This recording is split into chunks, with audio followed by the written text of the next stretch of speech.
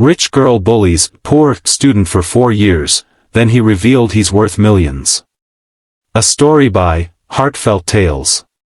The champagne glass slipped from Madison Sterling's perfectly manicured fingers, shattering against the marble floor of the university's grand ballroom. Her emerald eyes, usually sharp with confidence, now widened in disbelief as she stared at the stage where the commencement speaker stood, the same young man she had tormented for 4 years, now dressed in an impeccable suit, addressing the graduating class as the university's newest owner. If this story moves you, please take a moment to like this video and subscribe to Heartfelt Tales for more inspiring stories that touch the soul. 4 years earlier, Marcus Johnson had walked through the gates of prestigious Valley University with nothing but a worn backpack, a full scholarship, and dreams bigger than the small apartment he shared with his grandmother. His clothes were second-hand, his shoes had seen better days, and his quiet demeanor made him an easy target for someone like Madison Sterling, the queen bee of the campus, daughter of a prominent businessman, and someone who believed the world owed her everything simply because of her last name. Madison first noticed Marcus in their freshman economics class. While other students chatted about their spring break plans to Europe or their parents' latest business ventures, Marcus sat quietly in the corner, taking meticulous notes and absorbing every word the professor said. His focus irritated her. His determination threatened her. And his obvious financial struggles became her weapon of choice. "Look who's here," Madison would whisper loudly enough for others to hear whenever Marcus entered a room. Did someone forget to tell the scholarship kids about the dress code? Her friends would giggle, their laughter cutting through Marcus like glass. But Marcus never responded. He simply adjusted his backpack and found his seat, his jaw set with quiet resolve. The bullying escalated throughout their freshman year.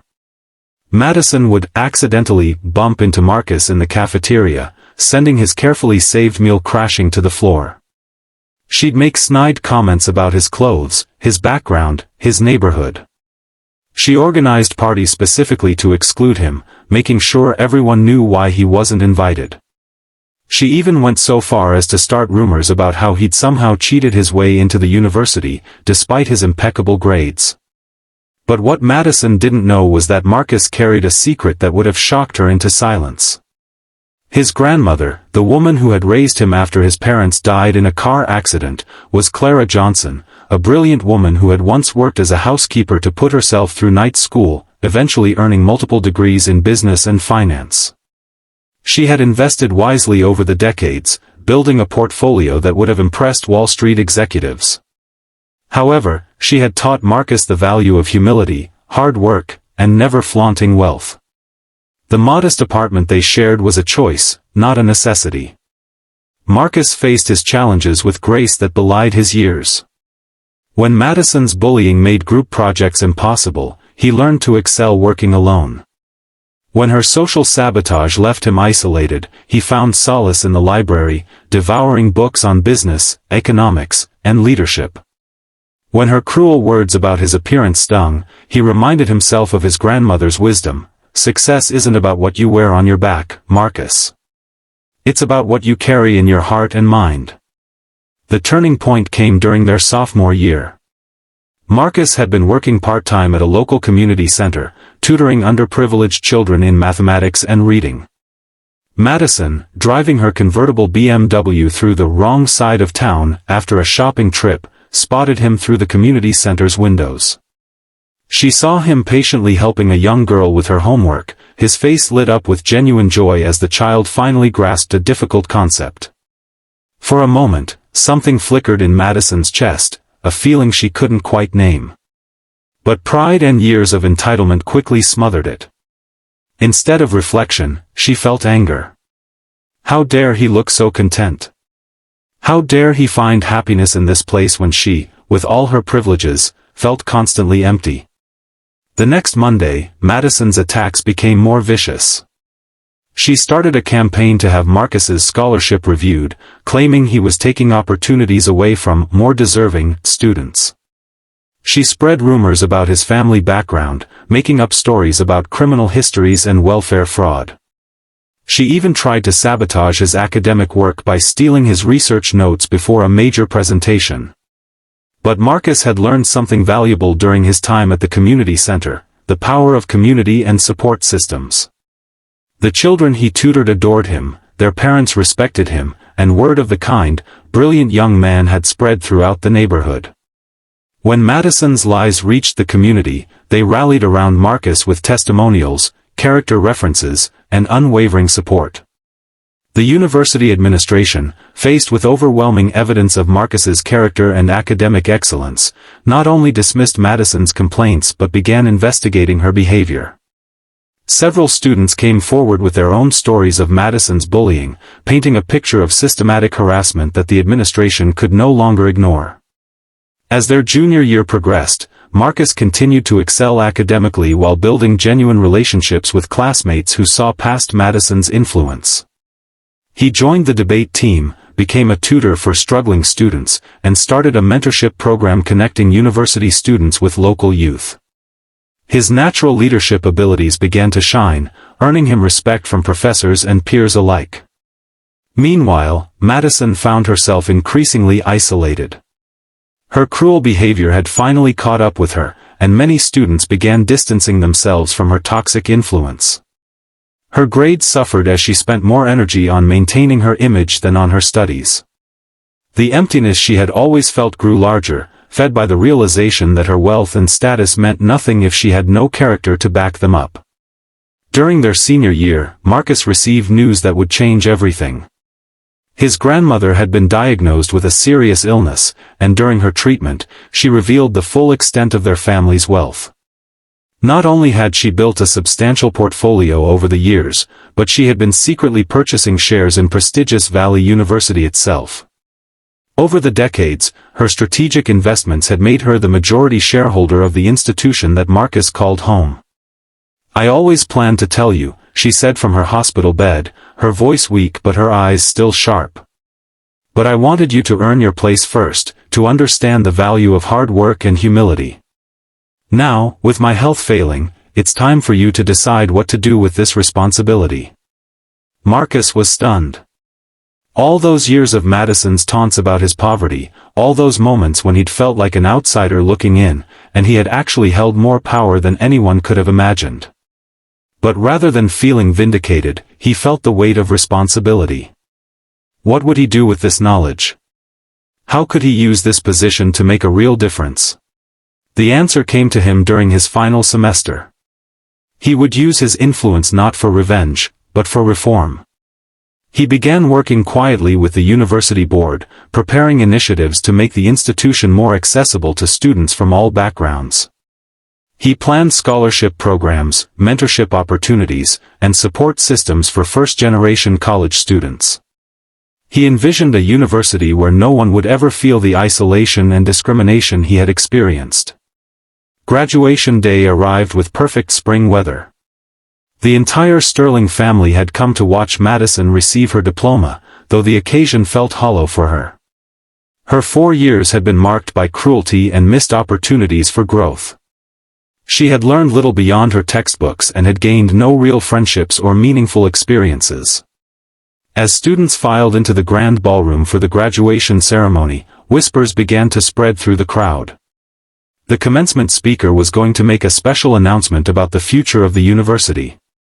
Madison, still nursing her superiority complex despite her isolated senior year, barely paid attention as she fixed her makeup and adjusted her cap. When Marcus walked onto the stage, Madison's first reaction was confusion. What was he doing up there? Surely there had been some mistake. But as he approached the podium with quiet confidence, his presence commanding the room's attention, a cold realization began to creep over her. "Graduates, faculty, and families," Marcus began, his voice clear and strong, "today marks not just the end of our academic journey, but the beginning of a new chapter for this institution." He paused, his eyes scanning the crowd with the wisdom of someone who had learned life's hardest lessons. "I stand before you today not just as your fellow graduate, but as someone who believes deeply in the transformative power of education and the importance of creating opportunities for all students, regardless of their background." The room fell silent as Marcus continued. "Through the foresight and wisdom of my grandmother, Clara Johnson, I have the privilege of announcing that our family will be taking an active role in the leadership of this university. Today, I'm proud to share our vision for a more inclusive, supportive, and accessible institution of higher learning. Madison's face drained of color as the full weight of the revelation hit her. Marcus, the student she had mocked for his modest clothes and quiet demeanor, was now in a position of power she could never have imagined. But as she watched him speak, she realized something even more profound. He had earned this moment not through inheritance alone, but through character, determination, and genuine care for others. Marcus outlined his plans for the university's future: expanded scholarship programs for underprivileged students, mentorship initiatives connecting students with community leaders, and support systems to ensure that no student would ever feel isolated or unwelcome. He spoke about creating a campus culture built on respect, inclusion, and mutual support rather than competition and exclusion. As Marcus concluded his speech, he looked directly at Madison for the first time in 4 years. But instead of triumph or revenge in his eyes, she saw something that broke her heart: forgiveness and hope. "This university taught me many lessons," he said. "Not all of them came from textbooks. Some came from adversity, from challenge, and from learning to rise above circumstances that could have easily defeated me. I hope that all of us, as we leave here today, can carry forward the lessons of resilience, compassion, and the understanding that our true worth isn't measured by what we have, but by what we give." The ballroom erupted in applause, but Madison barely heard it over the thundering of her own heartbeat. As students and families celebrated around her, she found herself frozen in place, confronting 4 years of wasted opportunities and cruel choices.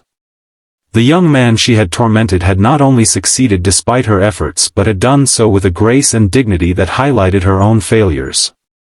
In the weeks that followed graduation, Madison's family struggled to process the news. Her father, who had always believed his business connections and wealth made him untouchable, suddenly found himself irrelevant in the face of Marcus's genuine influence and moral authority. Madison herself was forced to confront the reality that all her privilege and cruelty had amounted to nothing in the face of someone who had built their success on character and hard work. Marcus, true to his word, began implementing changes at the university immediately. He established the Clara Johnson Scholarship Fund, providing full rides to students from underserved communities. He created mentorship programs pairing successful alumni with current students who faced similar challenges to those he had experienced. Most importantly, he instituted a zero-tolerance policy for bullying and harassment, ensuring that no future student would endure what he had faced. But perhaps the most remarkable aspect of Marcus's transformation from victim to leader was his approach to those who had wronged him. When asked by reporters about Madison's treatment of him, he chose grace over vengeance. "We all make mistakes," he said simply. "What matters is what we do with the opportunity to grow from them." The story of Marcus Johnson's rise from bullied scholarship student to university owner spread far beyond the campus, becoming a symbol of how quiet determination and strong character could overcome even the most challenging circumstances. His grandmother, who recovered from her illness to see her grandson's vision come to life, often said that she was prouder of the man he had become than the success he had achieved. Madison Sterling's story, meanwhile, became a cautionary tale about the hollowness of privilege without character. Though she eventually found her own path to redemption through volunteer work and genuine efforts to make amends for her past behavior, she never forgot the lesson Marcus had taught her, that true power comes not from what you can take from others, but from what you can give. The champagne-stained marble floor of that graduation day became a metaphor for Madison's shattered assumptions about the world. In breaking, it reflected not just her shock, but the breaking of old patterns, old prejudices, and old ways of seeing worth and value in others. Marcus's story reminds us all that our circumstances do not define our destiny. The challenges we face, the bullies we encounter, and the obstacles in our path can become the very foundations of our strength. His journey from the quiet corner of that economics classroom to the podium of the graduation stage proves that success built on character and determination will always triumph over privilege built on cruelty and entitlement. This powerful story shows us that no matter what challenges we face, our character and determination can overcome any obstacle. If this story inspired you, please show your support for Heartfelt Tales by hitting that like button. It truly helps us reach more people who need to hear these uplifting messages. Don't forget to subscribe and ring the notification bell so you never miss our latest stories of hope, transformation, and the incredible power of the human spirit. Share this video with someone who might need to hear Marcus's message today, and let us know in the comments below, what challenges have you overcome in your own life? Your story might inspire someone else who's facing their own difficulties. Together, we can create a community where everyone's journey is valued and celebrated. Thank you for being part of the Heartfelt Tales family. Your support means everything to us. ***.